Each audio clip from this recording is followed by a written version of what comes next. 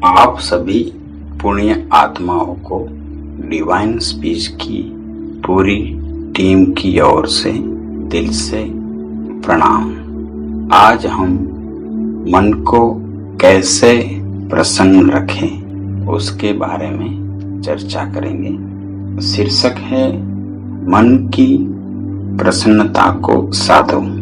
जितने हम मन को प्रसन्न कर सकेंगे उतने हम पाएंगे कि हम मन के पार जाने लगे। मन की प्रसन्नता मन के पार ले जाने का एक उपाय है। मन की प्रसन्नता ऐसे है जैसे फूल की गंध। फूल तो पीछे पड़ा रह जाता है लेकिन गंध ऊपर उठ जाती है।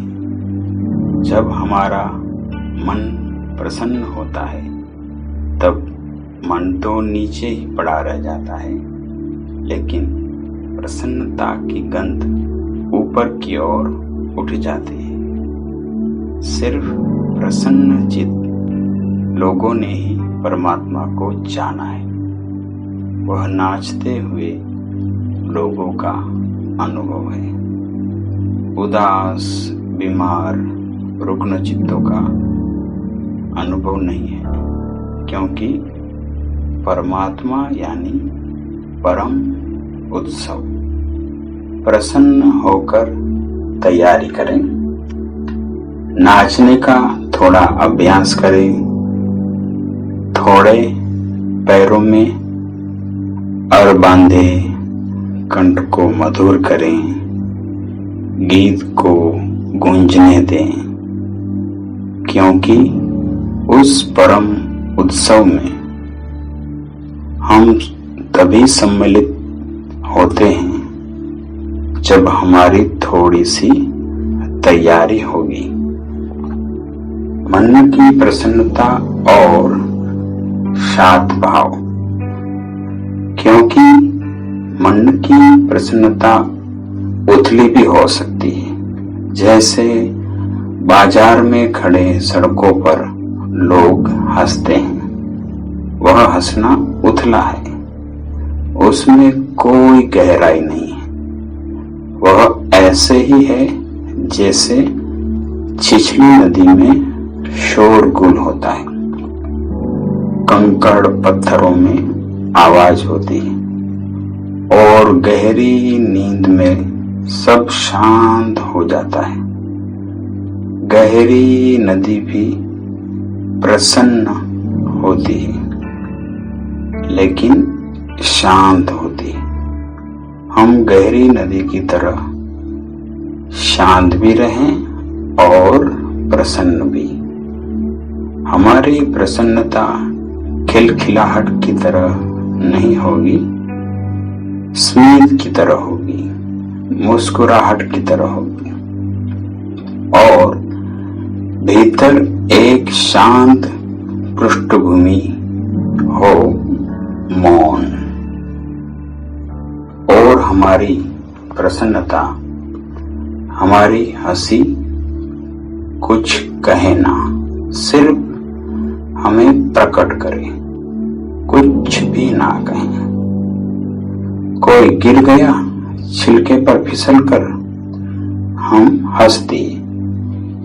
यह मौन नहीं है हंसना, हम व्यंग कर रहे हैं। हम गाली से भी गहन चोट पहुंचा रहे हैं उस आदमी को जो गिर पड़ा है। हमारी हंसी कुछ न कहे, सिर्फ हम कहें। तुम्हारे मौन को प्रकट करें तुम्हारी प्रसन्नता, मन का निग्रह। मन का निग्रह का अर्थ है कि हम मन के प्रति सदा जागे रहें, मन के साथ तादात्म्य न हो जाए। क्रोध आए तो भी हम जागकर जानते रहें कि क्रोध ने हमें घेरा है, लेकिन मैं क्रोध नहीं हूं, मैं क्रोध से अलग हूं, मैं साक्षी हूं। साक्षी भाव है मन का निर्ग्रह, भाव की पवित्रता। कुछ भी हो, हम भाव को अपवित्र ना करें। एक आदमी आपने अगर देखा हो जिसने आपको धोखा दे दिया हो, तो दो उपाय हैं। एक तो है कि हम भाव को अपवित्र कर लें कि यह आदमी बुरा है और अब कभी किसी का भरोसा नहीं करूंगा, और इस आदमी का तो अब कभी भी भरोसा नहीं करूंगा, और यह आदमी चोर है, बेईमान है, और हमने अपने भाव को इस तरह कलुषित कर दिया।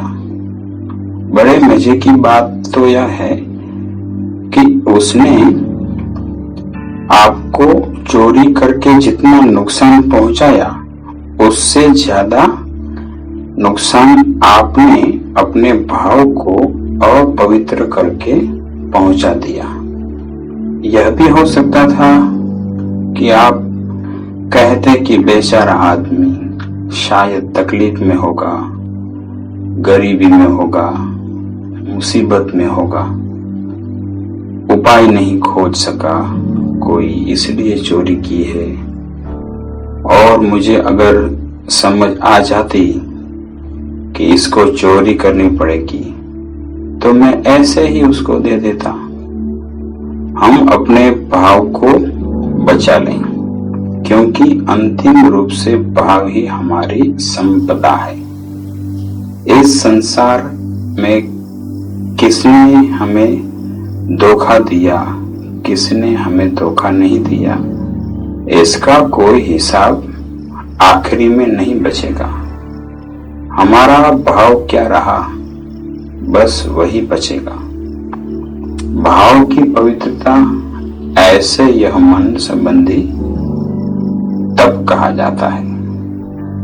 ये 3 तप अगर हम साध सके तो हमारे भीतर सत्व का उदय होगा, हम सात्विक हो सकते हैं। आपने ये वीडियो पूरी अपनी ध्यान ऊर्जा से और पूरी पवित्रता के भाव से देखा, उनके लिए आपका दिल से धन्यवाद।